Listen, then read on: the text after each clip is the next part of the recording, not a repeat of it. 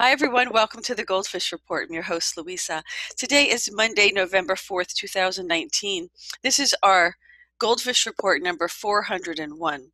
This is our week 145 POTUS report with the most dangerous mind in America, Jim Fetzer. How are you, Jim? Well, Louisa, the whistleblower's cover has been blown. He's a registered Democrat. He worked for Joe Biden. He is a John Brennan stooge. He was a spy in the White House. I mean, the list of his background and credentials completely discredits him, which is no doubt why he's now refusing to testify in person, because he doesn't want to allow himself to be cross-examined to show what a sham this entire impeachment effort is. Jim, what do they think they're going to do with this? It's totally illegitimate. Well, they're following the advice of Al Green, a Republican from Texas, who said, if we don't impeach this guy, he will get reelected. It's all they can do, Louisa. They're going to go down to a massive defeat. They're going to suffer just as much a catastrophe over this Ukrainian hoax as they did over the Russia hoax, where when Robert Mueller showed up to testify before Congress, it was a disaster for the Democrats. Look forward to part 2. Yeah, and by the way, Jim and I don't typically, we don't plan our wardrobes together, but it works out that way an awful lot that we wear matching shirts, my friend. So you're absolutely right. There was no quid pro quo, Jim. In fact, well, actually, Louisa, it's like what is it? Liberty Mutual's television ads. They claim you can buy their insurance. You only pay for what you need. That's true of every insurance company. You only pay for what you need. Quid pro quos are standard in every contractor negotiation. You get something for something. Students pay tuition to get an education. That's a quid pro quo. You pay a doctor to get medical attention. That's a quid pro quo. Employees work for companies to get paid. That's a quid pro quo. All foreign relations have negotiations, but this case was a particularly innocuous one because the president was operating within the framework of a treaty with Ukraine for mutual assistance in criminal investigation. The Democrats are concealing the fact that Joe Biden boasted at the Council on Foreign Relations, and we played the video on the show before, and he threatened to withhold $1 billion in U.S. aid to Ukraine if they didn't fire the prosecutor who was looking into Burisma, the gas company, where his son Hunter was on the board of directors with a $50,000 a month, $600,000 a year, with no competence or expertise in the area. If they didn't fire him within 6 hours when he was going to board his plane, and he turns to the audience at the Council on Foreign Relations and says, "Son of a bitch, they fired him." Joe Biden was doing precisely what they claim Donald Trump did, except that Donald Trump did a proper request within the framework of a treaty with Ukraine to investigate criminal activities, where he, as a chief executive officer of the executive branch of the United States, has ultimate responsibility for law enforcement. It's all a ginned up, completely phony fake, just as fake as the Russia hoax, Louisa. Embarrassingly bad. It is going to backfire. Of course it is, because it's a nothing burger, like everything else. The Mueller report, the Russian hoax, the whole thing is a nothing burger. I think the people are starting to see this, Jim, and it's very desperate. They're very desperate. They, kind of are really... This is the undoing of the Democratic Party. The only quid pro quo was from Biden himself, and he admitted that, as you said, Jim, publicly in the media. I mean, just read the transcript. You'll see that there was nothing improper between the president released the transcript. So there's nothing hidden. The Democrats have gone so bananas. Joy Behar on The View has said that Trump is paying people to turn up for his rallies because they're so massive. She doesn't understand that the American people, by and large, support this president. There's been no diminution in his support since the second round of the Russia hoax. We're not going to be fooled again. She buys into all the liberal ideology and propaganda, and it's just not sustained by the facts. Well, Jim, look, she's right on one point. Trump is paying these people, but not to show up at the rally. He's paying them in terms of more money in their pocket by more jobs, passing deals, higher, a stock market that's, roaring and raging.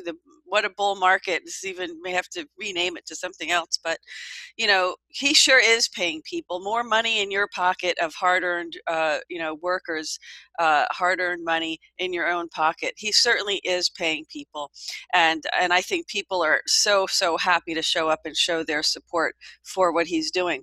This treaty that you're talking about was from November 10th, 1999, and it was signed by then President Clinton. This was between, as you said, the United States and the Ukraine, and it's regarding mutual legal assistance in exchange and including exchange of information.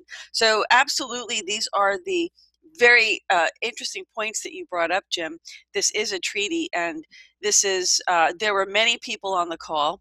This was not hidden. The transcript has been made public, so it's out there for everybody to see. You don't need the mainstream media fake news to regurgitate this and spin this in a different way to try to spoon feed people a narrative that's just false. It's like feeding you bad medicine. Don't swallow it, don't take it. It's not a coincidence, Jim, that the Israeli embassies worldwide were closed last week. According to Benjamin Fulford's report, he's saying that, Jim, did you hear me? Yes, I'm listening. Yeah, I know about the Israeli closing their embassies. What do you make of it? Well, according to Fulford, he says that there was some sort of labor dispute. I do find that hard to believe. I think the reality is more this. And Jim, I was looking for the screenshot of, you had a photo of these charts of all the legislators with dual Israeli citizenship and CEOs and all these people, and I could not find it for the life of me. But you had a very comprehensive list, and it's numerous how many legislators have dual Israeli citizenship. And it's not a coincidence, Jim, that this report, this FISA report, this investigation is about to hit. And so how many people are going to go down with the ship? And, is it a coincidence where do you think it was closed because many were trying to seek asylum? Many people who are going to be implicated in this hoax, in this Russian hoax, FISA fraud. Do you think that they're trying to seek asylum and that they closed the embassies so that could not happen? Were there many lining up at the airports, trying to leave the country and seeking asylum? And funny enough, there's a lot of people we haven't seen. A lot of people suddenly dying. A lot of people resigning. We saw that last week as well. So it's not a coincidence, folks. I think it's going to be a ghost town by the time this is done, Jim. I think Washington, D.C. Yeah. It's going to be a ghost town. And what's going to happen is we're going to usher in there's only one way to do this, Jim. We have to usher in a new governance, and we have to restore our original republic.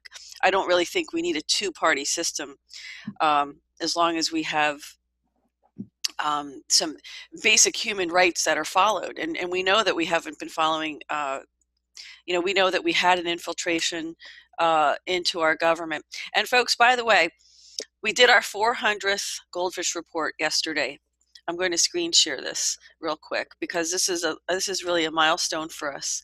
4.5 years of this. This is it here, and this is about space policy and the Earth dilemma with Alex Collier, who is an Andromedan contactee. Alex has been out since 1991 talking about his contacts, the Andromeda Council. According to him, I don't know anything about it, and most Earthlings like me and Jim don't know anything about this, but this is Alex's testimony.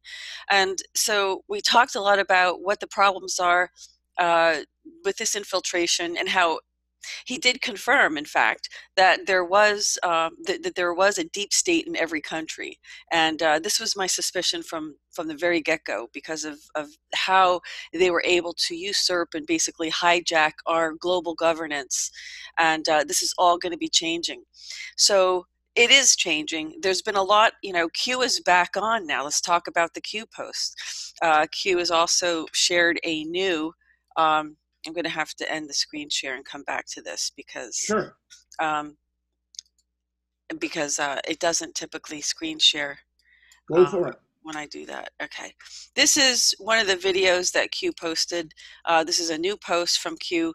This is the American flag, and it's just a video of the American flag flying. And I like that there's no gold fringe because that indicates Admiralty law, but oftentimes these flags don't have the gold fringe unless you're within a court, because it's Admiralty law, or you're within the White House, which is an official place to display the flag. That's one of the things that has to change. We are not law of the sea. We are on the law of the land, and that's one of the things that's anticipated to change, is that we will return to common law rather than this Admiralty law, which deals with us as corporations, each of us, because we've each been commoditized as surety for the deep state's debt. And I'm not going to go into that. I've done many reports on that, but this is one of the Q posts, and I'm also going to screen share what the latest Q anon.pub looks like, because this is Q just started posting. A lot of people didn't think he would. Greg Hamilton, the Q proofer who we interviewed recently, didn't really think that Q would be coming back, but we'll see what happens. This is the actual URL here, video of American flag waving in the wind. And here it says rig for red and 93 days of dark Q proof. Rig for red. I don't know, we called, they said Red October, rig for red. Rig usually refers to something being rigged. I don't know what it means. I think that's a code for somebody. And of course, these are tests or communication to somebody. So apparently the board is back. Q's back testing. This is on the 8kun board. But this one consolidates all of the Q posts. So this is about America. This is about taking America back, and of course, it's about when this happens, it will trickle. It will, the ripple effect will be felt globally. So let's just go. That's what I think's going on with the embassies, Jim. Is that I think there were some looking to bail. I think people are looking to seek asylum and claim asylum in another country for political persecution for their crimes. But what's different about the FISA application, what's different about the whole fake Russian dossier, which I'm going to screen share, is that this is called treason. When you're paid and you have foreign donors that pay for the ousting of a president, this is called treason. And that's not, they're trying to get this out in the open because they're trying to trivialize what's about this that you're seeing right here is about to be exposed. So they're trying to make a comparison. They're trying to say this, they're trying to create an association saying, well, the president did something wrong. They're trying to create a distraction is what they're doing, but it's failing. It's shooting themselves in the foot. You have here the deal. You have the Trump dossier. You have Christopher Steele, Edward Baumgartner, Nellie Orr, Bruce Orr, FBI leadership, all involved in this. Fusion GPS. You have this one Russian lawyer. You have the Ukraine, Perkins Coie. We've discussed this so many times, Jim, in depth, and this is also on our Twitter page. So you can take a look at this, and this was a coup. This was a concerted effort to usurp a duly elected president, and this is all coming out, all the details of all of this, and and more, because as they dug into the Clinton Foundation, of course, we know the IG report stated there were crimes against children. So that has to come to fruition. Let me tell you, folks, this is going to be like the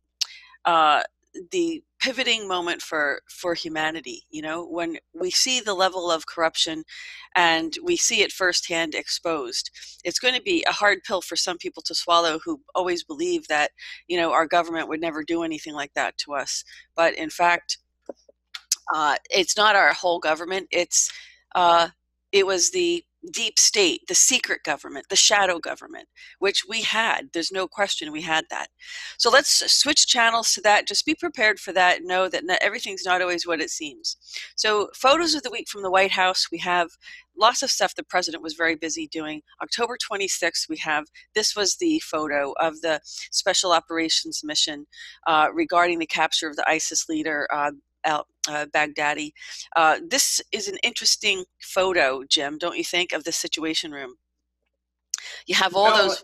I've heard several different aspects to it, including that the Red Court is supposed to be a disconnect between the State Department and al-Baghdadi himself. So it's more interesting than a stage photo of the members of the Obama administration watching a big screen TV claiming that they were following the raid on the compound in real time, which Leon Panetta, then the head of the CIA, debunked, explaining there was no live coverage for the first 20 to 25 minutes, which was the entire duration of the event, meaning there was no live coverage. But then again, Osama had died on 15 December 2001 and was merely being resurrected as a political expedient to position Barack Obama for a triumphal reelection, all embarrassing when you know the facts.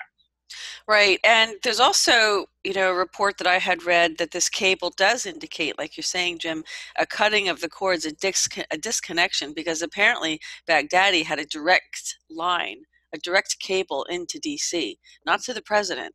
To whom? I don't know. I can't say for sure. Well, it appears to have been the Department of State, Louisa. Okay, Department of State. And so, yeah. Oh, okay. So that's what you're referring to, that Baghdadi had that connection. Yeah, exactly. Yeah. And that's what that cable is indicating. Okay, very good. Okay, as long as we're on the same page with that. Here the president was delivering remarks regarding this special operation. And it's not framed. Yeah. What's not framed? The picture wasn't framed. You cut off his head. Oh. Yeah. Okay, there we go. Yeah, I'm sorry about that. Okay. Yeah, it's the scrolling on the blog. I'm sorry, I can't really do anything about that. Okay, so here's another photo of the president with the press there taking pictures. And there's those gold fringe flags, unfortunately, which still indicates we're under maritime law. So that's a sad thing to see, and I'd like to see that change. But that's, again, another photo of the president. Here's the photo of the president and the First Lady at Game 5 of the World Series between the Washington Nationals and the Houston Astros. And so, the president, I mean, can you believe that he took flack, Jim, for not bringing Barron with him to the game? No, they were trying to, even on the eve, if you assume that Big Daddy actually had been taken out, it was absurd that he should be greeted with booze. But our politics have become so polarized, actually, it's not surprising. Yeah. And so here's another photo of that. There's the president sitting there with the First Lady and some Secret Service around them. Dan Scavino was there too in the background. He was taking pictures, which I posted on Twitter and Facebook if you want to take a look at them. Here's the president arriving in Chicago. He was speaking with the International Association of Chiefs of Police, and he also signed an executive order, which he's doing right here. On the Commission of Law Enforcement and Administration of Justice. So this was an important, and there's Attorney General Barr right behind him there. So, and then, of course, we had Halloween at the White House, which was really adorable. You had all these really cute little kids. And I'll tell you, I did take my kids out. There were so many cute little kids out. It was just adorable. Although it is, a pagan holiday, and it's actually a satanic holiday. But, we made it into something else in the United States, because I know other countries don't do this. It's nice to see Melania out and about, both at the game and here for Halloween. Absolutely. And they really decorated the White House so adorable. There's lots of pictures of that right here at the south portico of the White House. And there they are handing out full-size candy bars. I say they might even be king size, because you always go to the houses. Presidential size. Yeah. And with a presidential notice on it, which you'll see in a minute. Here they are. They're such a lovely couple, too. I just love to see them holding hands and walking together, because they just seem like so well made, so well paired. She's handling her role as First Lady so well, Louisa. Oh, she is. She's just a gem she's an American gem. And here's some, strolling string performers east staircase. So this was also very nice. Look at the decorations, lots of pumpkins, very lovely. And of course, here's some kids. They had some activities at the White House as well. And so they were writing cards and things, and they were getting crafts. And, you know, look, they've got a smoke machine. They really played up. Can you imagine being those kids, Jim? What an experience they'll never forget. Absolutely. And here's another little one. And this is what was on the back of the candy bars. It was the seal of the president and the signatures of the president and the first lady. So that's definitely Melania's signature? Fascinating, because look how similar it is to his handwriting. His handwriting is so distinctive. I'm astonished. That means he and she have very similar personalities. Remarkably enough, you wouldn't think so. Right. But there's something profoundly similar between them that I've never before discerned. I know. Look at that. Hers is actually a little bit more condensed than his is, but it's very, you're absolutely right, Jim. Check that out. And this is what was on the back of the candy. So it was really cute to see, you know, that the kids who got this will keep this forever. They had a nice black and white shot at the end of the night where they were going in, and it was just adorable. And here's a nice shot of how, you know, they made this fun, and they're very, you know, they have a big family, and, you know, family is very important to the president. And these are just, you know, little family, you know, creating family memories and sharing this with at the people's house, as Dan Scavino always says. And, you know, very nice Halloween. Here we also have the vice president who was at the Metropolitan Airport in Baton Rouge, Louisiana. Here's the vice president rather. So he's still there. At least those were those pictures. Here we have the photos of the Secret Service Uniform Division doing a photo op at the South Portico, the White House. So that's and here's more on the vice president at Fort Hood in training exercise. He was participating in training exercise and capability demonstrations. And it's interesting that they're focusing right now on the military, because here we have, here's Mike Pence still at Fort Hood doing more, you know, having a talk in front of that huge, beautiful American flag, huge. Here they are again, greeted by that Fort Hood veterans and members of that base there. And here we have the president. Here they're in prayer during this Medal of Honor ceremony for Master Sergeant Matthew Williams in the East Room of the White House. And here he is with his medal. And here's the president pinning the medal on him. So I mean, look, these are folks. I love our military. These are the bravest people in the world. We are the most powerful military on the planet, especially after what President Trump has done to refortify our military after it was completely demoralized, and it was defunded by Trader 44. So we are back. Here's the president. Now here they're again. This is interesting, I thought. You have First Lady Melania Trump, and of course Second Lady Karen Pence, who went to Charleston Air Force Base in Charleston, Carolina. And here they are walking through the school, greeting the children.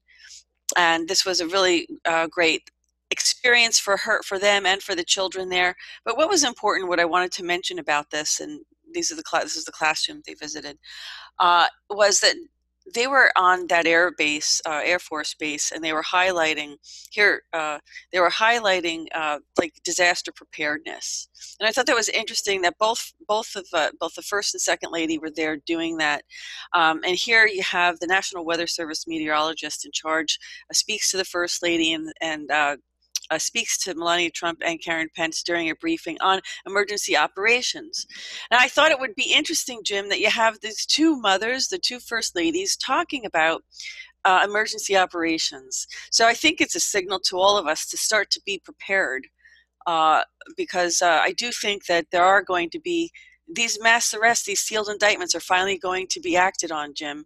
And I think this is a signal. I think here you have the two ladies again being briefed in this airplane for the medical treatment of our soldiers, and talking about their capabilities. And I guess in a sense this gives us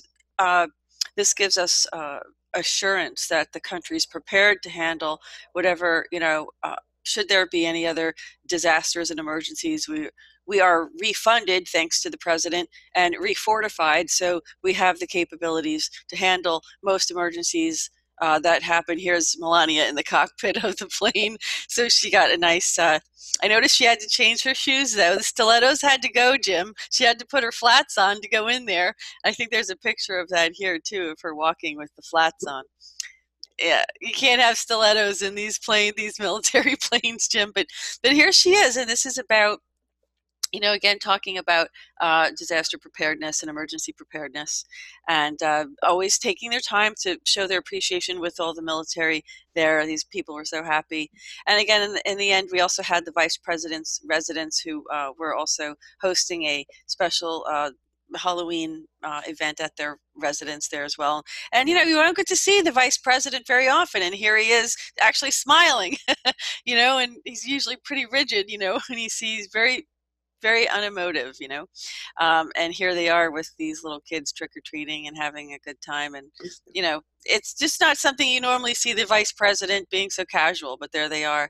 And so I wanted to share these pictures. And of course, this is the president right before he went to his rally in Tupelo, Mississippi, which was just amazing. It was an amazing time. And that was the week in review and photos of last week. But look, folks, there's a lot going on. In terms of the job creation, we're hitting record highs on NASDAQ and on the Dow. This is definitely this whole partisan vote thing that was very partisan, this impeachment vote. There wasn't one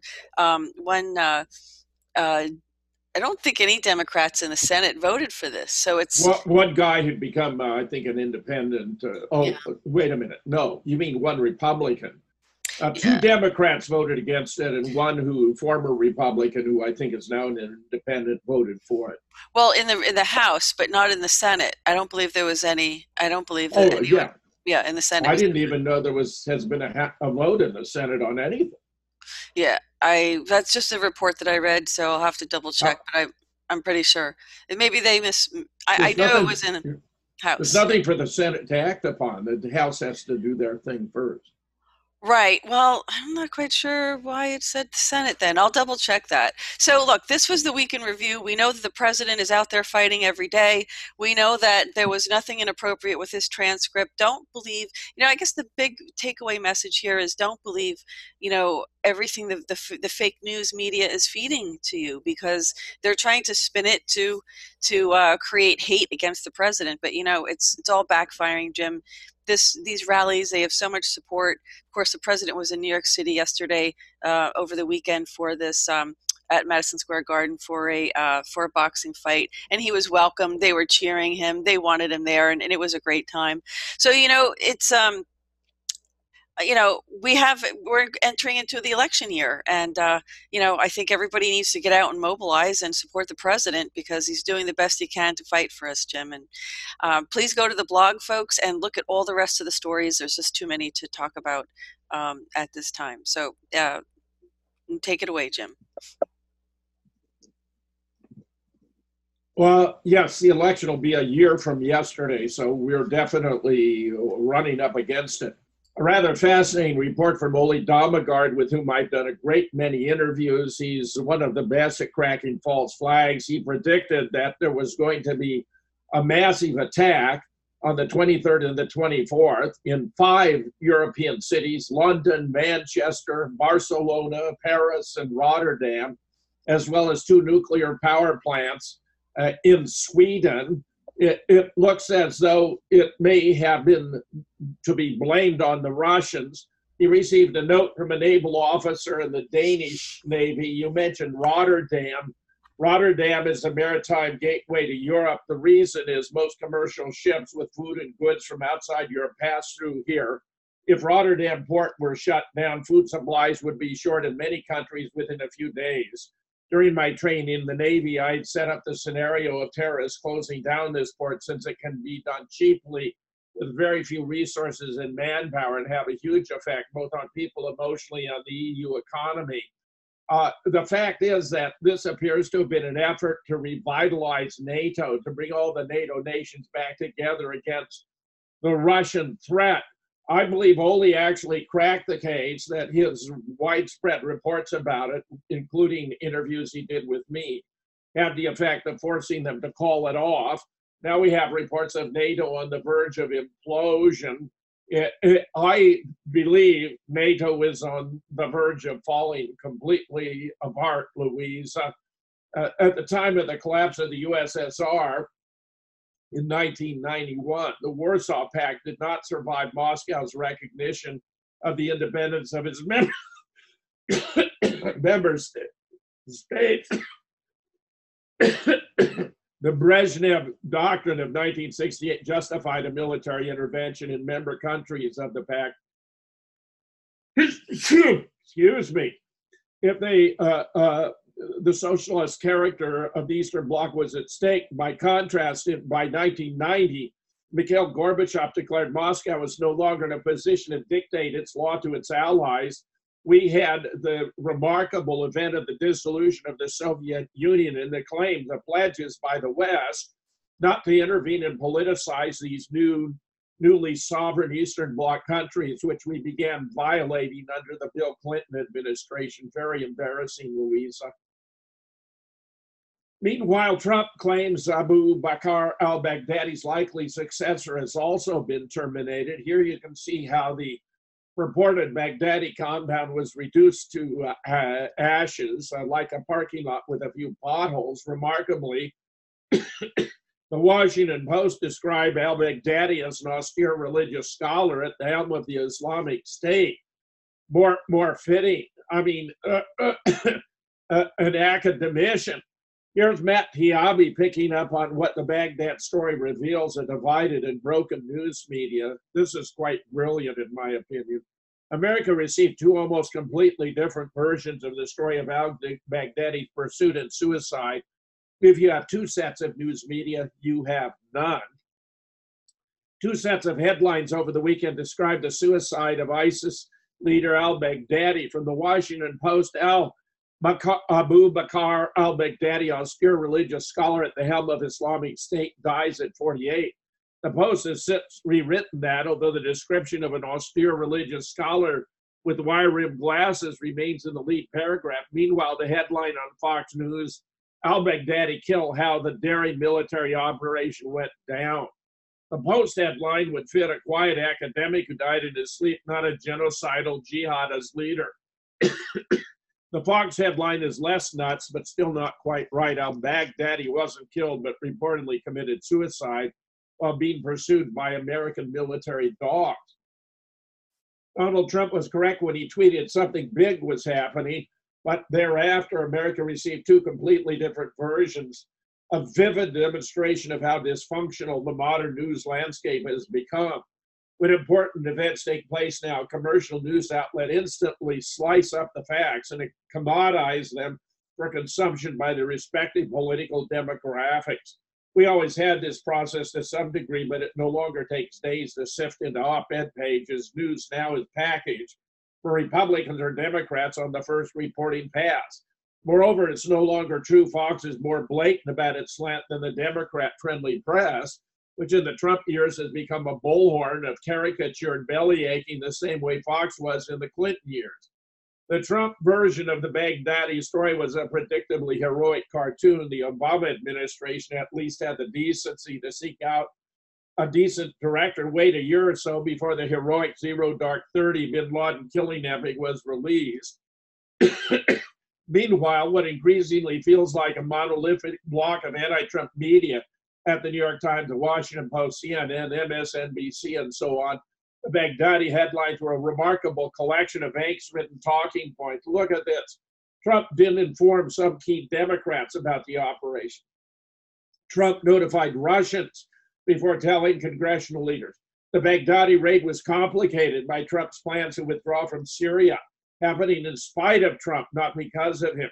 The raid was a victory built on factors Trump derided, meaning it was a win by intelligence agencies he has criticized. Trump's gloating tone was that contrasts with the more measured tone of Barack Obama. The operation was like watching a movie, except there was no live audio. Trump is going to milk the political benefits of Baghdadi because he needs to. Trump's Situation Room photo appears more staged than Obama's. But this is just ridiculous. We even had to claim that the Kurds carried out an undercover mission to get soiled underwear for DNA testing. Meanwhile, Russia's foreign minister has called Baghdadi a spawn of U.S. policy, still awaits U.S. proof of death. It's very embarrassing that even the Russians do not have 100% proof that it actually took place. And Louisa, I'll continue because there are more reasons to be skeptical. Baghdadi's body was chucked out of an airplane into the ocean. Islamic State leader allegedly had his body thrown into the sea from a U.S. military aircraft after he was afforded his religious rights according to Islamic custom. From Reuters, Baghdadi given burial at sea, afforded religious rights, U.S. officials. The United States has given the remains of Islamic State leader Abu Bakr al-Baghdadi a burial at sea and afforded him religious rights according to Islamic custom after he was killed in a U.S. commando raid in Syria on Saturday, 3 officials told Reuters. Baghdadi, an Iraqi jihadist who rose from obscurity to declare himself caliph of all Muslims as the leader of Islamic State, died by detonating a suicide vest after fleeing into a dead-end tunnel. That sounds like a cave to me, Louisa, as elite U.S. Special Forces closed in. The U.S. official speaking on condition of anonymity did not declare where the ritual was performed or how long it lasted. 2 officials said they believed his remains were delivered to the sea from an aircraft. As I highlighted in 2011, after the Obama administration had Obama thrown into the ocean in accordance with Islam, Islamic scholars have explained to AP that sea burials run completely contrary to the standard Muslim practice of placing the body in a grave with its head pointed toward the holy city of Mecca. Indeed, in relation to Osama bin Laden, I, as the head of Scholars for 9/11 Truth, did extensive research on this and published multiple press releases related to it, when we established that he actually had died in Afghanistan on 15 December 2001 from his numerous medical maladies. He actually was an officer in the CIA. He was our man in Afghanistan, instrumental in getting the Stinger missiles into the hands of the Mujahideen they used to shoot down Soviet helicopters and planes and drive them out. He was Colonel Tim Osman, where an official of the agency visited him in a hospital in Dubai shortly before his death from his medical maladies. It's tough getting dialysis machines in and out of those caves in Afghanistan. The whole thing was completely unnatural of his death from his problem. But Obama resurrected him a decade later in order to position himself for a triumphal re-election. Here's one of a good number of stories about it. Hasty burial at sea. In other Baghdadi raid details, eerily parallel to bin Laden death mythology. Years after the 2011 Navy SEAL raid on the Abbottabad, Pakistan compound, which killed Osama bin Laden, a bombshell investigation published in 2015 by legendary reporter Seymour Hersh debunked key elements of the Obama administration narrative of the hit, especially related to the hasty disposal of bin Laden's body, claimed by the Pentagon to have been buried at sea within 24 hours after DNA identity confirmation in accordance with Islamic tradition. But according to Hersh's sources, there was no burial at sea, given there wouldn't have been much left of bin Laden to put into the sea in any case. The al-Qaeda leader had been torn apart with rifle fire. Instead, pieces of the corpse were tossed out over the Hindu Kush Mountains. Now, what you're getting here is a report that is false even from Seymour Hersh, because he actually died of natural causes. David Ray Griffin has a whole book about it, Osama bin Laden, Dead or Alive. Nick Collerstrom, PhD from the UK, who's the leading expert on the 7/7 London subway attacks, published on my blog, Osama bin Laden, 1957-2001, where you can see many of the photos of the fake bin Laden. Here we are days after another epic raid and another of the world's #1 terrorist leaders with the same hasty burial at sea story. In the case of the al-Baghdadi's body, chairman of the Joint Chiefs of Staff, Mark Milley, announced Monday the disposal of his body had been done in complete and handled appropriately. but it wasn't at all in connection with Islamic practice. Authorities would reveal, similar to the disposal, the proof apparently documented by the Pentagon through numerous photos and videos remains classified. Of course, it remains classified, but it looks very much as though this was all nonsense. Even Bashar al-Assad is expressing doubts about the al-Baghdadi death. American politics are no different from Hollywood, he observed. And I got to say, Louisa, I got to admit, I agree with Bashar al-Assad. Sorry, I'm on mute. Yeah, you know, and I've been reading reports that, you know, he's died several times. So that's right. That's right. I mean, that could just be disinfo, but you're right. It's very similar. It's like a page out of the playbook of the bin Laden operation, right? What distresses me about this is Donald Trump doesn't need to resort to staged fake events. You know, I like him to be honest and upfront. He comes across that way most of the time. This, in my opinion, is a notable exception. Right. Well, and he was, you know, even Syria recognized that. At least he admitted, at least President Trump admitted he was there for the oil. But if you look at this through the Q lens, you know, through the Q optics, right, that it's, and I put the glasses on because I want to reinforce the idea that you have to look at it through Q's perspective, that this is all for optics. So, you know, it's kind of like everything's already done in the background, and like things have to play out in the media in order to transition from one thing to the next. So I know it doesn't sound like we're getting the full story. Very good, Louisa. Meanwhile, Russia claims the U.S. will smuggle $30 million of oil out of Syria every month under Trump's criminal plan. I'm sorry to say the optics of this are absolutely terrible for the United States. Mm-hmm. First images of U.S. troops occupying Syria's oil fields stir outrage. The reality of American foreign policy, all in one stunning image. Regional Iraqi Kurdistan 24 television has broadcast the first footage of the U.S. Army seizing and protecting a Syrian oil field in the country's northeast. I mean, we've always been accused of being there for the oil, not for freedom and democracy. Syria, after all, is already a democracy where Bashar al-Assad is a democratically elected president of Syria. But this turns out to be a propaganda bonanza. Arrogant and illegal, Lavarov, the foreign minister of Russia, denounces the U.S. military's oil moves in Syria at a Russian, Turkish, Iranian press conference. The U.S. was arrogant to send its troops to guard oil fields in Syria, Russian Foreign Minister Sergei Lavrov has said, adding it remains unclear from whom the installations need to be protected.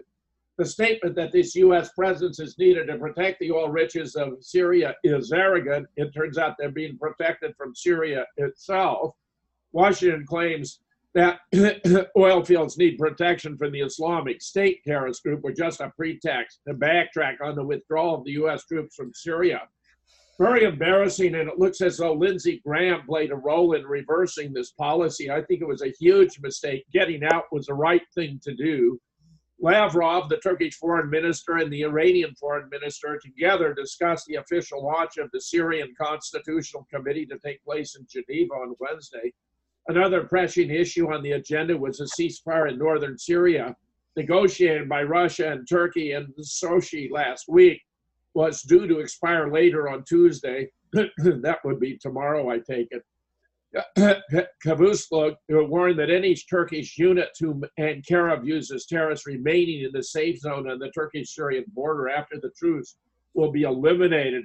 However, he pointed out that Turkey trusts Moscow when it said the Kurds have left the area per the agreement. Louisa, you may have a comment about that. Yeah, did you see me? Yeah, having a fit. Look, we have been the policemen for the world, Jim. You know that, and we went in there and took out ISIS. So we're there to guard the oil fields. So why shouldn't we get a percentage of it? Why shouldn't we get a cut of it?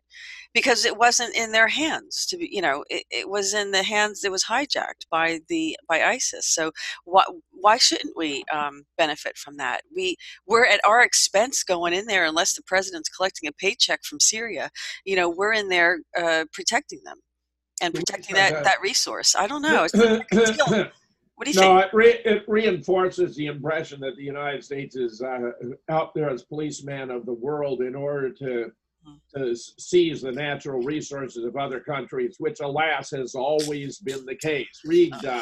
Sure has. Read Smedley Butler's War as Iraq, and he explained he spent his entire career as a Marine Corps general benefiting bankers and corporations by going into countries to enable them to exploit their natural resources. It's just a terrible image. Meanwhile, French warplanes conduct airstrikes in northeast Iraq. The French Defense Ministry issued a statement Friday confirming they carried out a series of airstrikes on Thursday. That's just a couple days ago. French fighters carried out what they believed were ISIS tunnels in the area.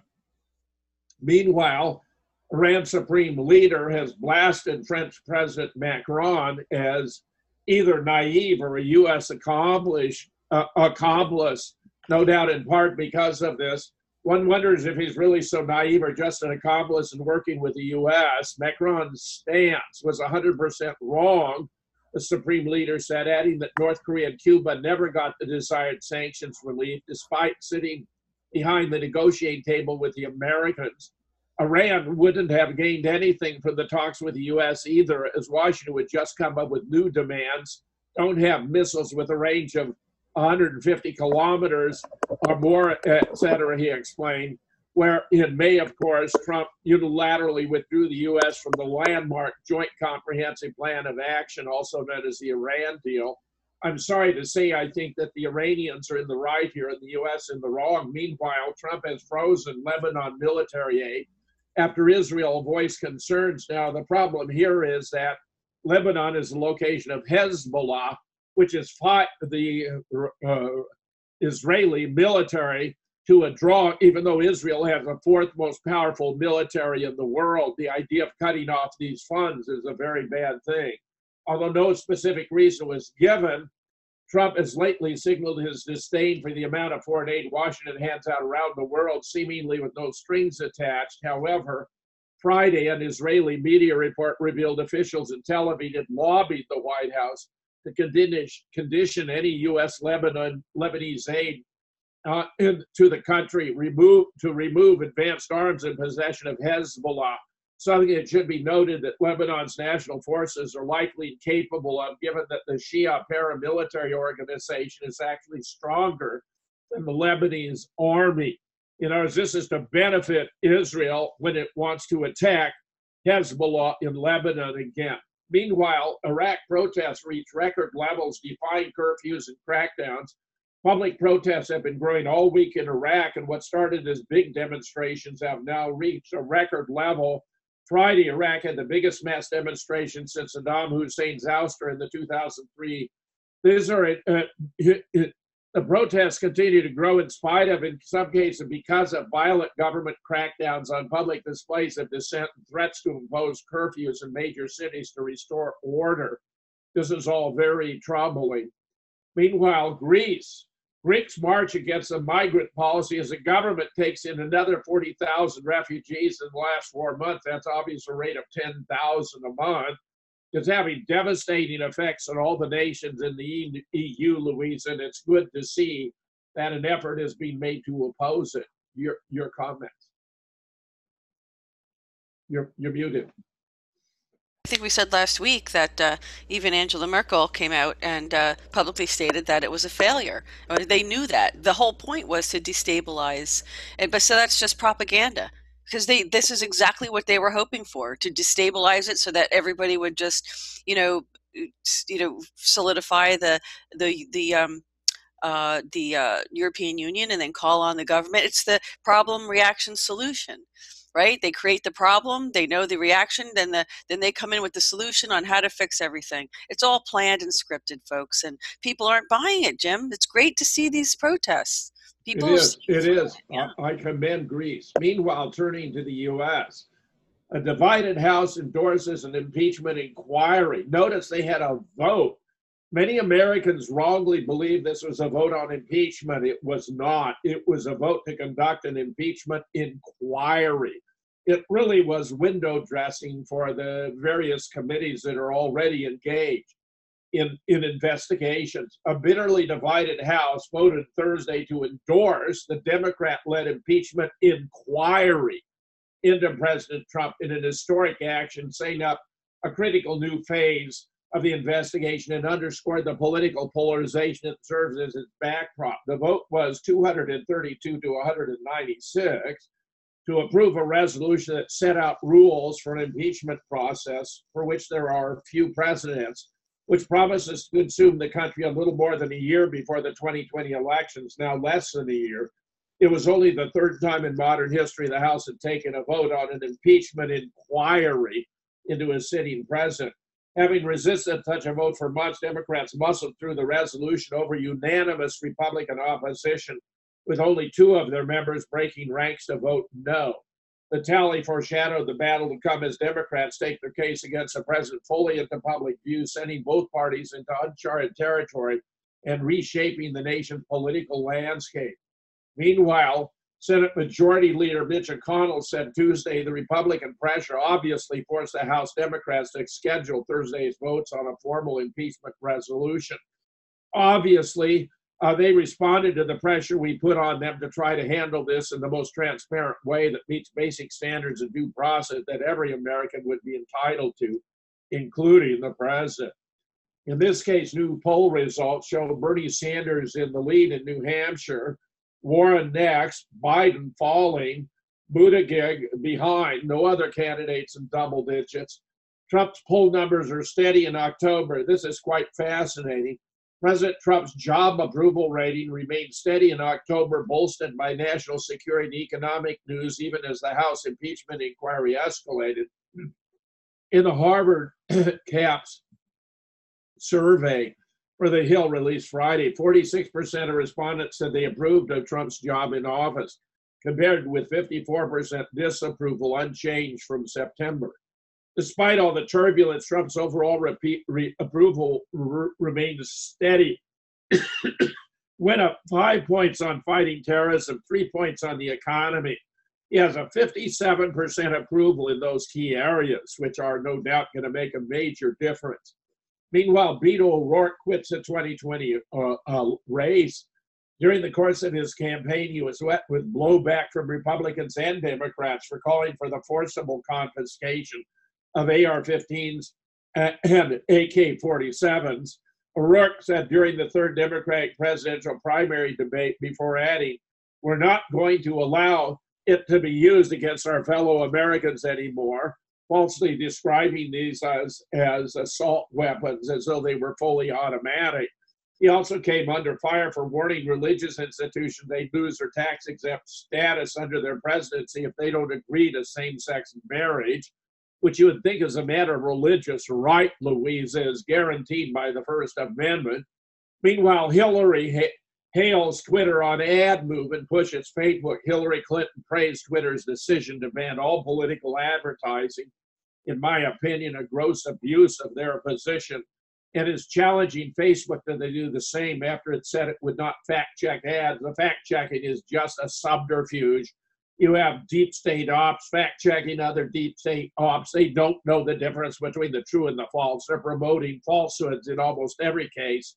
This is the right thing for democracy in America and all over the world, the 2016 Democratic presidential candidate said on Twitter.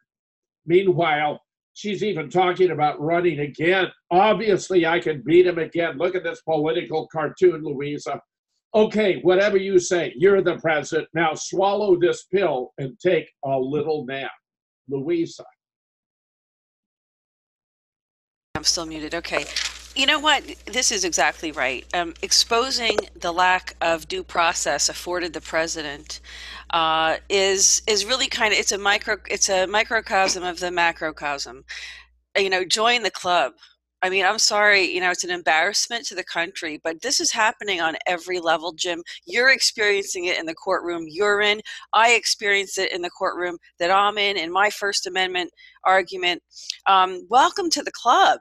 I mean, but what's happening here is that it's being exposed. Like the light is being shined on the shadow government, the darkness of this shadow government that exists, this deep state. And they're exposing how they do what they do. And what this is this is an abuse of power. a clear abuse of power. If they're going to do it to a president, Jim, of course they're going to do it to you and me. Of course they will. To silence their dissenters, anybody that has opposition to their agenda, their fascist communist agenda, or anybody who is trying to, expose corruption or address corruption, you can guarantee this is going to be this monster, this behemoth of this power, the whole force of their political power is going to be brought down on you. And that's so yeah, we understand what the president's going through because so many of us have had to deal with this and fight them ourselves. So it's only showing what already exists. What this is doing is showing to the world what already exists and has existed. Except we're not the president. We don't have the deep pockets, to or the taxpayer dollars to keep defending this. He can't defend himself. How is he supposed to defend himself when they have closed door meetings, Jim, and closed door hearings regarding an impeachment inquiry when the public doesn't even get to know what the heck they're talking about? Well, here's more to reinforce your observations in that regard, Louisa. The Beltway's whistleblower obsesses over one name. For a town that leaks like a sieve, Washington has done an astonishingly effective job keeping from the American public the name of the anonymous whistleblower who triggered the impeachment proceedings against President Trump, even though his identity is an open secret inside the Beltway. More than 2 months after the official filed his complaint, pretty much all that's known publicly about him is he's a CIA analyst who at one point was detailed to the White House, but is now back working for the CIA. Doesn't that fit? The name of a government official fitting that description, Eric Caramella, has been raised privately in impeachment depositions according to officials with direct knowledge, as well as in at least one open hearing held by a House committee. Fearing their anonymous witness could be exposed, Democrats this week blocked Republicans from asking more questions about him and intend to redact his name from all deposition transcripts. But you got to look at all this. Real clear investigation is disclosing the name because of the public's interest in learning details of an effort to remove a sitting president. The official status as a whistleblower is complicated by his being a hearsay reporter of accusations, one who has some indicia of an arguable political bias in favor of a rival political candidate, as the Intelligence Community Inspector General phrased it circumspectly. I mean, the bias is overwhelming. Get all this. The 38-year Caramella, a registered Democrat, held over from the Obama White House, previously worked with Vice President Joe Biden and former CIA Director John Brennan, a vocal critic of Trump who helped initiate the Russia collusion investigation of the Trump campaign during the 2016 election and who I believe was behind the entire monstrous corruption of the Constitution. Further, Mel left his National Security Council post in the White House West Wing in mid-2017 amid concerns about negative leaks to the media by him. He has since returned to CIA headquarters in Langley, no doubt in their good graces. He was accused of working against Trump and leaking against Trump, said a former NSC official. Also, Caramella huddled for guidance with a staff of the House Intelligence Committee, Adam Schiff, including former colleagues also held over from the Obama era, whom Schiff's office had recently recruited from the NSC, where Schiff is taking the lead role. And Caramella worked with a Democratic National Committee operative who dug up dirt on the Trump campaign during the 2016 election, inviting her into the White House for meetings, former White House colleagues said. The operative, Alexandria Chalupa, a Ukrainian-American who supported Hillary Clinton, led an effort to link the Republican campaign to the Russian government. He knows her. He had her in the White House, said one former co-worker. Documents confirm the DNC opposition researcher attended at least one White House meeting with Caramella in November 2015. She visited the White House with a number of Ukrainian officials lobbying the Obama administration for aid for Ukraine. With Caramella's name long under wraps, interest in the intelligence analyst has become so high that a handful of former colleagues have compiled a 40-page research dossier on him. A classified version is circulating on Capitol Hill. One brief Republican has been planning to unmask the whistleblower in a speech on the House floor. On the internet, meanwhile, Caramella's name for weeks has been bandied about on Twitter feeds and intelligence blogs as a suspected person who blew the whistle. The mainstream media is also aware of his name. Everyone knows who he is. CNN knows, the Washington Post knows, the New York Times knows, Congress knows, the White House knows, even the president knows who he is, said Fred Fleitz, a former CIA analyst and national security advisor to Trump, who'd fielded dozens of calls from the media. Meanwhile, Trump Ukraine whistleblower suddenly won't testify. Lawyers break off negotiation amid new revelation. He'd be taken apart for his obvious bias. This guy has no credibility whatsoever, Louisa. A CIA officer who filed a second-hand whistleblowing complaint against President Trump has gotten cold feet about testifying after revelations emerged that he worked with Joe Biden, former CIA Director John Brennan, and a CIA NDC operative who sought dirt on President Trump from officials in Ukraine's former government. According to the Washington Examiner, discussions with a whistleblower revealed by Real Clear Investigations as 33-year-old Eric Caramella have been halted, and there's no discussion of testimony from a second whistleblower who supported the first claim.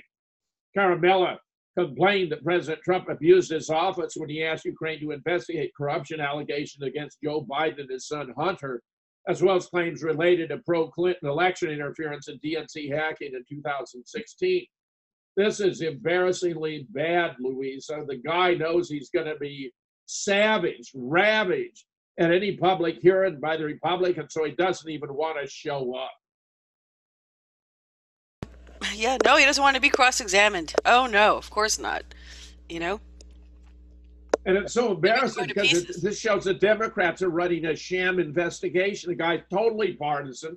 He has no qualifications. He's a rabid never-Trumper. It's just disgusting, Louisa. They're running a sham political party, Jim. So, you know. I think you've got that right, Louisa. You're right. You know, the whole political party is a sham. I think a rotten tree bears rotten fruit. Meanwhile, get this, Alexander Vindman's identical twin brother may be called to testify in the sham impeachment probe. This is him with his twin brother. There's two of them. Alexander Vindman's identical twin brother, Yevgeny, may be called to testify in the Democrat Soviet-style impeachment probe. Lieutenant Colonel Alexander Vindman testified last week in Adam Schiff's basement chamber of secret. Vindman wore his full dress uniform to testify in his dislike of President Trump's Ukraine policy. Yevgeny Vindman is also an Army lieutenant colonel who works in the White House next to his twin as a National Security Council lawyer. According to the Wall Street Journal, Alexander told congressional investigators his identical twin also witnessed Trump's counsel move the president's transcript of his July 25th phone call with the Ukrainian president to a highly secret and secure electronic system, which was entirely appropriate to ensure it wouldn't be altered. He was not on the July 25th phone call, the twin brother.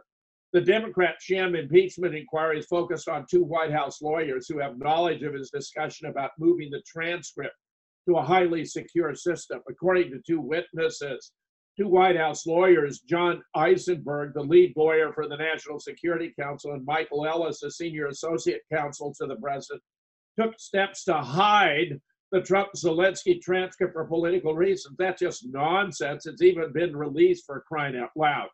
They were securing it so it couldn't be tampered with and changed.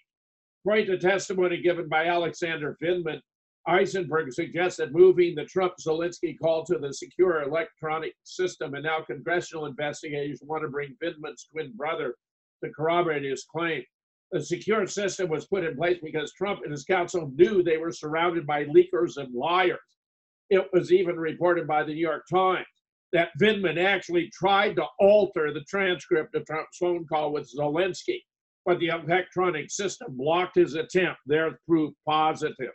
These same Democrats did nothing about Hillary Clinton transmitting classified information over a private server when she was the Secretary of State. Now they want to impeach Trump for placing a memo of a classified phone call in a secure system for security. Double agent. Dems' latest impeachment witness advised Ukrainian government. The latest in the growing line of witnesses in the Democrats' impeachment probe is revealed himself. The New York Times reported last night Lieutenant Colonel Alexander Vindman, an Iraq war veteran and top Ukraine expert on the NSC, is planning to tell House impeachment investigators he heard President Trump offer an explicit quid pro quo to the Ukrainian government. It's amazing the Dems are calling more witnesses to testify to this fact, and of course leaking every top secret development since the White House has already released a transcript of the July 25th Ukrainian call. We can all determine for ourselves whether we thought Trump crossed the line or not. We don't need witnesses to relay their impression. Already many officials, including Zelensky himself, have said there was no quid pro quo, meaning he didn't felt he was being pressured by any inducement one way or the other.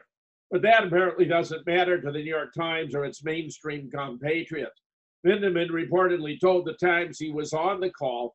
He was so sickened by Trump's behavior, he twice registered internal objections about how Trump and his inner circle were treating Ukraine. He said he did this out of a sense of duty. He was born in Ukraine, but what's fascinating is he doesn't claim Trump did anything illegal, Louisa. He merely disagrees with the president on policy grounds. Meanwhile, Adam Schiff was coaching Vindman throughout his testimony. Get this, he actually got in, and Schiff was covering for him. Here's a tweet from the Hill. Representative Jim Jordan, the idea that during our counsel was asking questions, and Adam Schiff tells the witness not to answer our questions, it's completely ridiculous and why this should be public. I have never in my life seen anything like what happened today during the testimony of Lieutenant Colonel Alexander Vindman, said Representative Devin Nunes on Fox News Hannity. It was unprecedented. I mean, they've been bad at most of these depositions, but to interrupt us continually to coach the witness to decide what we're going to be able to ask the witness, and to see someone coach a witness. This isn't the first time that Schiff, who's very good at coaching witnesses, has done this. Nunes called the entire impeachment process under Schiff and Pelosi unprecedented. It's actually a complete scandal, Louisa. I know you and I share the same thoughts. Your comments. There's a tweet here from, looks like this guy, replying to John Brennan. Oh man, this is good. You can't make this up. I thought you said Trump would never release the transcript so we could keep this charade going till Election Day. I don't know if this is a real or a fake account, but now reporters from OANN coming over my house will need you to increase the Chinese funds coming from Hunter Biden. Sorry to post here. You stopped taking my calls. I don't know. Louisa, it fits. It fits everything we know about what's going on here. Meanwhile, most of TV's impeachment news pushes claims of anonymous sources. Despite the unreliable nature of anonymous sources, the three major networks, ABC, CBS, and NBC, have used them in 3/5 of their news reports about the impeachment probe since it first began, mostly to pass along damning accusation against a president that cannot be independently verified. From September 24th, the day the impeachment inquiry was announced, to October 24th, these three broadcast networks devoted 322 minutes to the probe in their evening newscasts across 140 separate news segments. Of those, more than half, 82 or 57%, relied at least in part on information from anonymous sources. How bad is that, Louisa? Meanwhile, the impeachment committees are asking Bolton to testify. House investigators are summoning former National Security Advisor John Bolton to testify at their impeachment inquiry, but he will not appear without a subpoena. Democratic lawmakers want to hear next week from Bolton, the hawkish former advisor who openly sparred with the administration's approach to Ukraine. In particular, President Trump's reliance on his personal attorney, Rudy Giuliani, for back-channel operations. Bolton once derided Giuliani's work as a drug deal and said he wanted no part of it, according to previous testimony. The Democrats are also calling John Eisenberg, the lawyer for the NSC, who fielded an Army officer's concerns over Trump's phone call with the Ukraine president, and Michael Ellis, another Security Council official, according to a person familiar with the invitation. The rush of possible new witnesses comes as the House prepares to take its first official vote on Thursday on the process ahead. Bolton's former deputy, by the way, Charles Cooperman, has filed a lawsuit in federal court asking a judge to resolve the question of whether he can be forced to testify, since he was a close and frequent advisor to the president. Any ruling in that case could presumably have an impact on whether Bolton will testify as well. Watch. Two former CIA directors praised the deep state for their role in the impeachment. I mean, this is disgusting. Exactly how bad is the deep state? Here are a couple of former directors of the CIA going on record that they love the deep state more than the will of the people. How lovely. Ex-CIA Director John McLaughlin was effusive in his praise of the intelligence agencies that are working tirelessly to undermine the president and push for impeachment. At one point, he even said, "Thank God for the deep state." On Wednesday, former acting CIA directors John McLaughlin and John Brennan were speaking at an event hosted by George Mason University at the National Press Club in Washington, D.C., moderated by CBS reporter Margaret Brennan. Also in attendance was former FBI Director Andrew McCabe. It was like a Spygate reunion of sorts, where they're violating the Constitution by these efforts to impeach the president, Louisa. I know you're going to want to comment on this one. Well, am I muted? Sorry, no, I'm not. Look, I think it's what everybody's been, we've already been experiencing this. This is just the deep state. It's funny that they're coming out publicly stating this. I mean, labeling it as, you know, we're glad the deep state is doing this. You know, it's like, okay, so everything we've been talking about, Jim, there's our validation. They're admitting to it. But don't forget also that, who was it? Don't forget everyone's favorite Tulsi Gabbard from, you know, from Hawaii, but who did so successful as successful as a Democrat could do in the debates, did vote in favor of the. But she said she thinks it's the wrong thing. I believe we have her in the stories now, Louisa, coming up. So stand by. We'll get to Tulsi. Okay. Jeffrey Epstein's autopsy more consistent with homicidal strangulation than suicide, Dr. Michael Baden reveals. He's the former forensic pathologist who's worked on numerous high-profile cases. Baden, who served as chief medical examiner in New York City from 78 to 79, provided testimony during the trial of O.J. Simpson, led to congressional panels. That was the House Select Committee on the Assassinations medical panel into the assassination of John F. Kennedy. Believes Epstein's injuries are almost exclusively seen in cases of strangulation. I think the evidence points toward homicide rather than suicide, Baden concluded during an interview on Fox and Friends. The famed pathologist noted that fractures in the well-connected pedophile's thyroid area are the main reason for his conclusion. Epstein had 3 fractured bones near the larynx. Hanging does not cause these broken bones, and homicide does.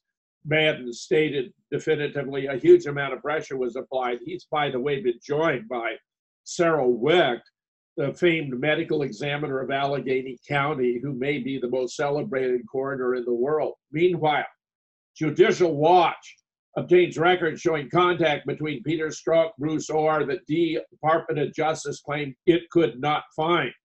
Judicial Watch announced Tuesday it received, through a Freedom of Information Act lawsuit, 13 pages out of 42 responsive pages of communication that former FBI official Peter Strzok and DOJ official Bruce Orr that the DOJ claimed previously it could not find. All records of communication between Strzok and Orr, in either his role as Associate Deputy Attorney General or Director of the Organized Crime Drug Enforcement Task Force, including but not limited to emails, text messages, encrypted app messages, and/or instant chats in the lawsuit, Judicial Watch challenged the DOJ's extraordinary claim that there were no records of communication between Strzok and Orr in light of the preeminent role both individuals played in the anti-Trump collusion investigation. In addition, Orr himself testified before Congress that he did, in fact, meet and communicate with Strzok. The document showed contact between Orr and Strzok in the weeks after the 2016 presidential election, during the presidential transition, and in the days following the president's inauguration.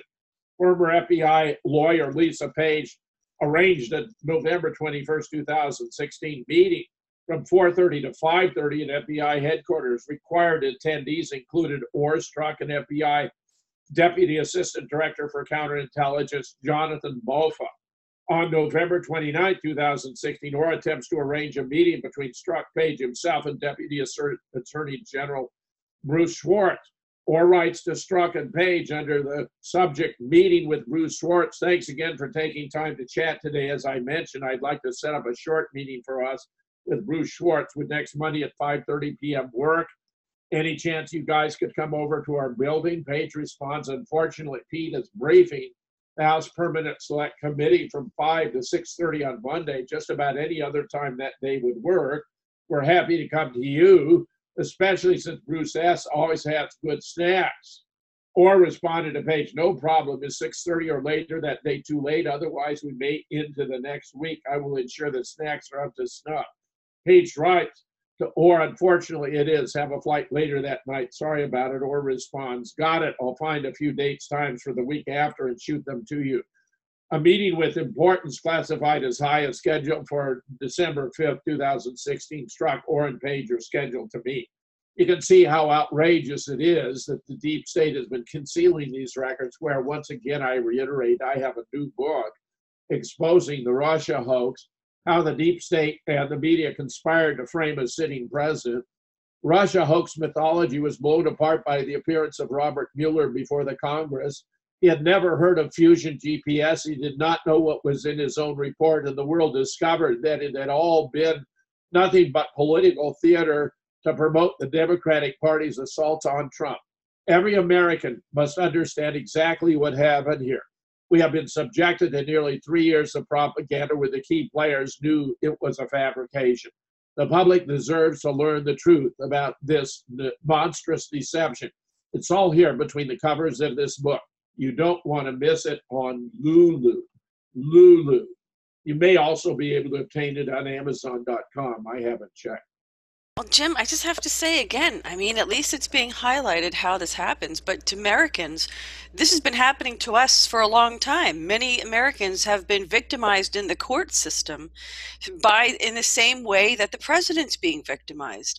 And it's, you know, the fact that they can do it to the president and get away with it, you know, is a sad day for America to see that, you know, that unless they're held accountable, there's no faith in our American judiciary whatsoever, Jim.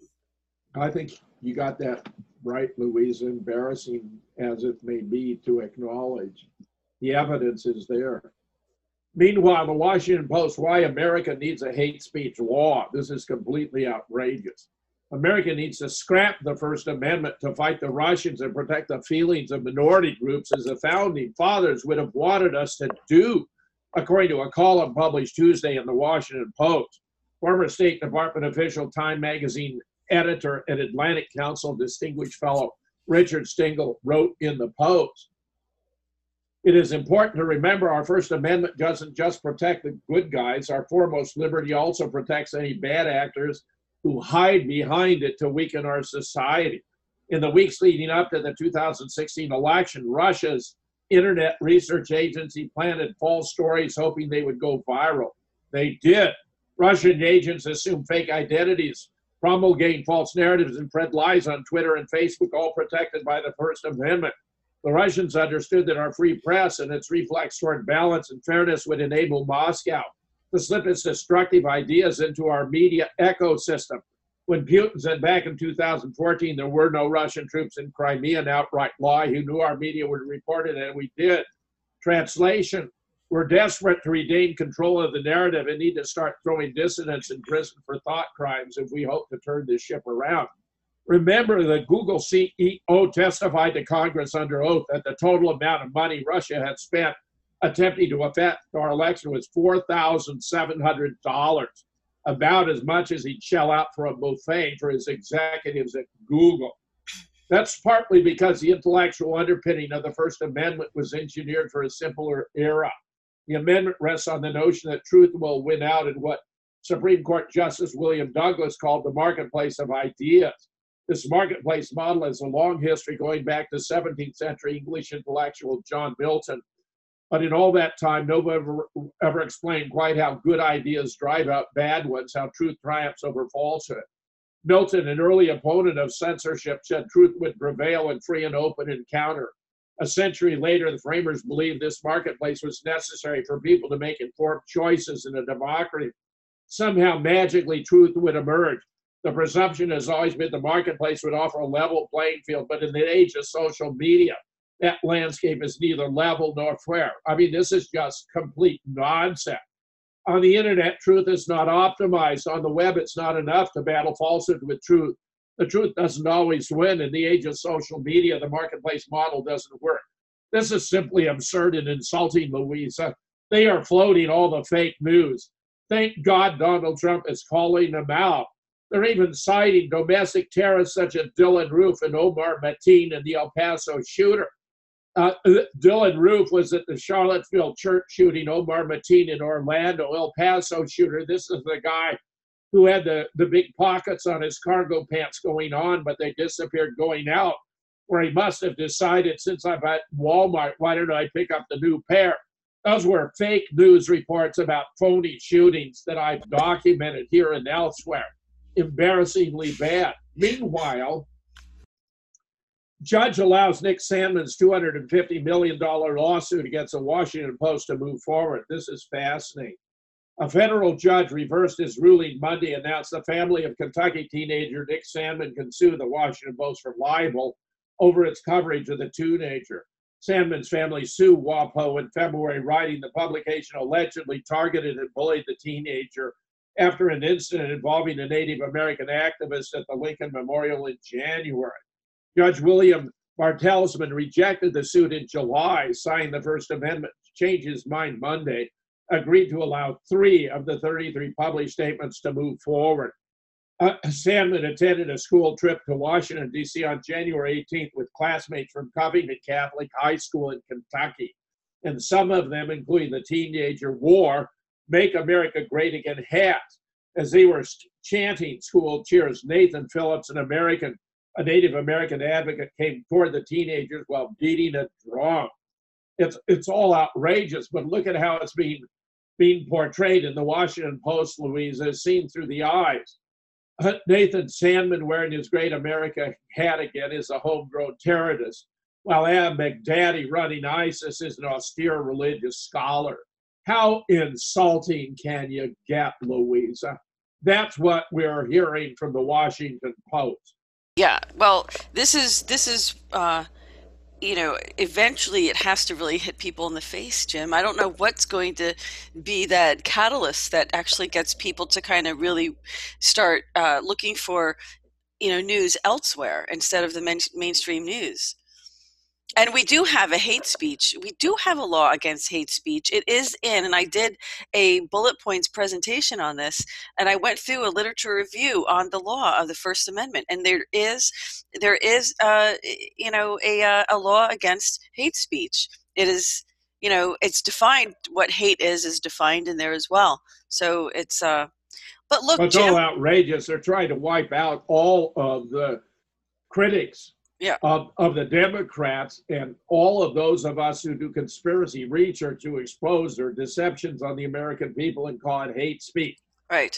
It's outrageous, Louisa. Well, it's happening to you as well, Jim. I mean, who can afford, if you're trying to be a scholar, you're trying to be a reporter, you're trying to, start a business, be an entrepreneur, and you gather your facts and you report your story, and then you're accused of hate crime, or you're accused of defamation, and you're just reporting the facts as you see it.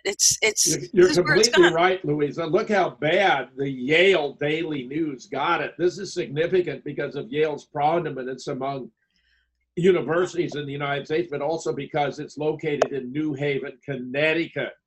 Sandy Hook lawsuit concludes, Olivia Tucker. She actually called me and a couple of others to make this story, and I gave her quite a detailed explanation of what was going on, which she completely ignored. Earlier this month, Wisconsin jury ordered a Sandy Hook conspiracy theorist to pay $450,000 in compensatory damages to a victim's father, citing defamatory claims made about the forgery of the victim's death certificate.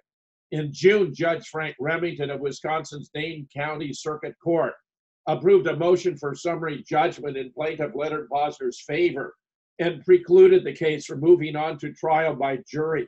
The judge ruled that co-defendants James Fetzer and Mike Palachuk, authors of the 455-page book, Nobody Really Died at Sandy Hook, it was a FEMA drill to promote gun control, had defamed Posner. The book claimed that Posner fabricated the death certificate of his son Noah, who at 6 years old was the youngest victim of the 2012 school shooting in Newtown, Connecticut, that left 27 dead. This is a victory for everyone who values truth and facts and reality over unchecked fantasy. Jake Zimmerman, the lead attorney representing Posner, said in an interview with the News. Law firms in both Minnesota and Wisconsin, Mesbecher and Spence in Minnesota, Minneapolis and Quarles and Beatty in Madison, assisted Zimmerman in Posner's case. The prosecution focused on verifying Noah's birth and the authenticity of his death certificate, seeking to prove the biological relationship between Noah and his father. Posner's legal team ordered 2 rounds of DNA testing, one of their client and one of a blood sample obtained from Noah's postmortem exam at the coroner's office. Attorneys also deposed the coroner and the typist who created the death certificate. It was the right thing to do, Zimmerman said of his choice to represent Posner on a pro bono basis. Mr. Posner suffered the kind of loss that every American should be afraid of. I hear from my kids every year when they go through the mass casualty incident drills, and the idea that that's becoming commonplace is terrifying. While Palachuk previously settled with Posner for an undisclosed amount, Fetzer plans to appeal the court's ruling. Fetzer, a professor of philosophy at the University of Minnesota Duluth, testified that there were material differences between the death certificate published in his book and the copy provided by Posner's attorneys, a statement he reiterated in an interview with the News. He said that his copy of the death certificate, which his colleague Kelly Watt obtained from Posner, lacked a file number in the upper left-hand corner and necessary town and state certification. Fetzer then argued that he was being sued for making claims about a certificate he had never seen. The Sandy Hook shooting is not the only conspiracy theory Fetzer has helped bring to the service. He authored 3 collections of John F. Kennedy assassination conspiracy theory books and has espoused various conspiracy theories about 9/11, the Holocaust, and the moon landing. Well, I replied to the Yale Daily News 3 times. They have refused to publish the following. Where I'm now in contact with the administration, I'm going to pursue this. Here's my commentary. Conspiracy theorist replies on Sandy Hook lawsuit. This might do as a first draft what it would not pass in a course on journalism. We did not author the book, we edited it. There are 13 contributors, including 6 current or retired PhD professors. We established that the school had been closed by 2008, that there were no students there, and that it was a FEMA drill presented as mass murder to promote gun control. We even found the manual for the FEMA exercise, which we published as Appendix A. The book went on sale with Amazon.com on 22 October 2015 and had sold nearly 500 copies when it was banned on 19 November. At the time, Amazon had 20 books about Sandy Hook, but only one challenging the official account. Nobody died at Sandy Hook. It bothers me that a Yale student cannot get the title or the number of pages, 446, or other basic facts about this case right, even though we spoke on the phone and I laid it all out. More importantly, I only said the death certificate is a fabrication, not that Leonard Posner had fabricated it, and I was right. Not only does it have no file number in the upper right-hand corner, but no town or state certification where, by Connecticut law, not even parents are allowed to possess uncertified death certificates.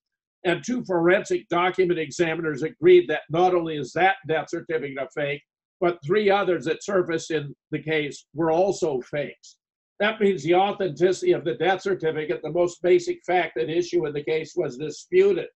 But the court simply set the reports aside as somebody else's opinions and rendered a summary judgment, where that process only applies when there are no disputed facts. I was not allowed to present the massive proof that this was a FEMA exercise, from which it follows that any death certificate for an alleged victim would have to be a fabrication. When Amazon.com banned the book, I released it to the public for free as a PDF, which you can download and read for yourself using its title in a browser. I have made the basic documents in this case, including the document examiner's reports, available on my blog at jamesfetzer.org. The Sandy Hook Posner versus Fetzer lawsuit, some basic documents. These are public records that will enable you to verify every claim I have made here about this case for yourself. Write if you think we have anything wrong and why. I find it appalling that even in the case of a Yale undergraduate who had access to me and to all this information, she cannot get the book's title, page numbers, or what it presents right, and even claims we said the plaintiff fabricated death certificate. This is a classic clap suit to silence critics of official narratives, which was filed to punish me for speaking out and to show others what can happen when they exercise the First Amendment right to inform the public. This story is not responsible journalism. Meanwhile, my legal defense fund can be found at jamesfetzer.com.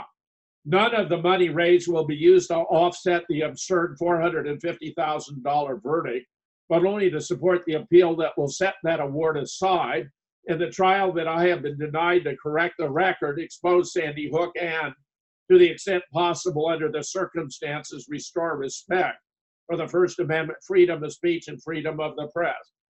If you want to join the fight for freedom of speech, you can also write directly to me, James H. Fetzer, Legal Defense Fund, 800 Violet Lane, Oregon, Wisconsin, 53575. Or you can donate through jamesfetzer.com. Meanwhile, Moonrock Books. Find out why both these JFK books are 5-star rated on Amazon by authors of other JFK books. This is my 4th JFK book, which a Yale reporter appeared not to know. JFK, Who, How, and Why, 529 pages with 1,037 images, and by Larry Rivera, the JFK Horseman, 594 pages, 1,072 images. Of the 12 books we have published at Amazon.com, Amazon.com has banned 6 of them. Stunning, Louisa. They banned the Parkland Puzzle, How the Pieces Put Together, the Political Theater in Charlottesville. Nobody died at Sandy Hook, and nobody died in Boston either. From Orlando to Dallas and beyond, and I suppose we didn't go to the moon either. This has to be a new indoor record, Louisa, for censorship. Nothing like this has ever happened before in American history. Well, Jim, they're trying to use you as an example because they're trying to, with that heavy fine for nothing. They didn't even follow they denied you due process. Summary judgment, like you said, is only when there's undisputed facts. Of course, there were facts that were still disputed. So it goes to show that the machine behind President Trump and what they're doing to him is the same machine that operates and has power and control over every one of us. So this machine is in place to silence us. And this is the evidence of it. And if people sit back and are complacent about it, kiss America goodbye. Because everybody that's an American is responsible for our democracy, not just our elected leaders. It's we the people, by the people, folks. Don't you remember the by the people? It's our responsibility to hold government accountable. And when this machine, this shadow government, deep state machine, abuses, the American people, what are you going to do? Sit back and do nothing? This is exactly how they operate, Jim. They will absolutely fabricate a case against you. They will invert the facts. They will invert the truth. They will distort it. They will use deception.